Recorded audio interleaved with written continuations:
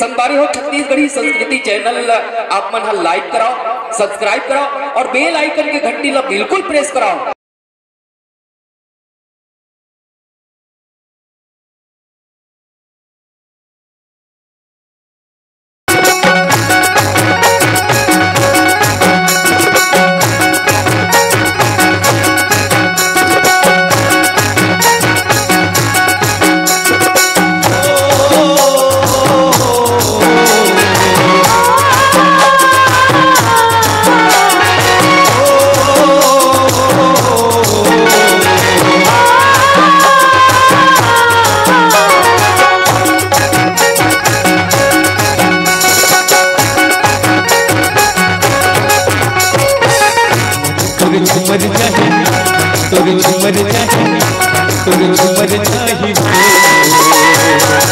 ऐसे बजाओ मैं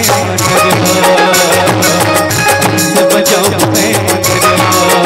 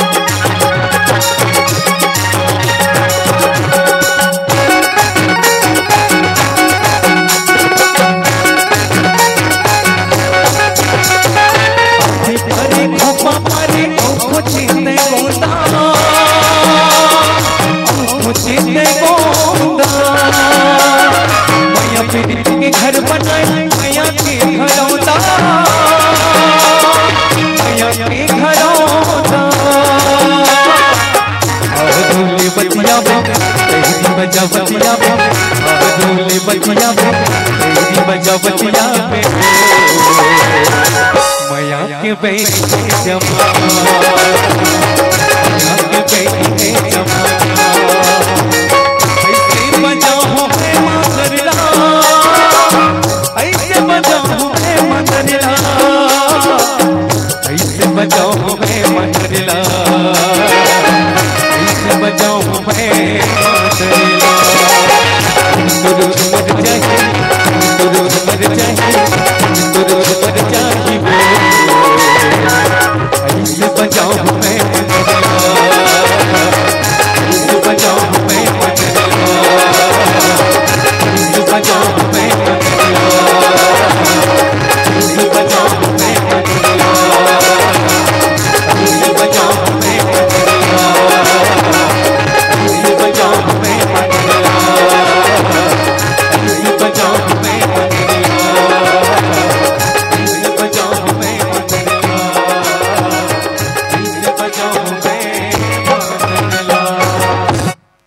मन मोर झूमर जाहे।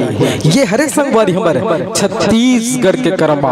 अब कर्मा की जब बात करना तो याद आते हम वो सरगुजा के पाट प्रदेश, वो के पाट प्रदेश जहाँ हमार नायक और नायिका या कहन हमारे छत्तीसगढ़ के युवक युवती मन जाके संगवारी हो वो करम डाल न खेलते और सुगर अपन आस पड़ोस अपन संगी जहुरिया मल्ला बला के ना वो कर्मा गीत के संग अपन कर्म के पूजा करते संगवारी हो। कहीं ना कहीं हम छत्तीसगढ़ के लोक कला संगीत के संग हमार जीवन के वो रंगमंच जुड़े हवे संगवारी हो। हमार जिंदगी में जे चीज ला दिखन ना संगवारी हो वही रंगमंच में बन के आते। अब ऐसा होते हमार छत्तीसगढ़ के लोक कला संगीत, अब ऐसे सस्ते रंगमंच संगवारी।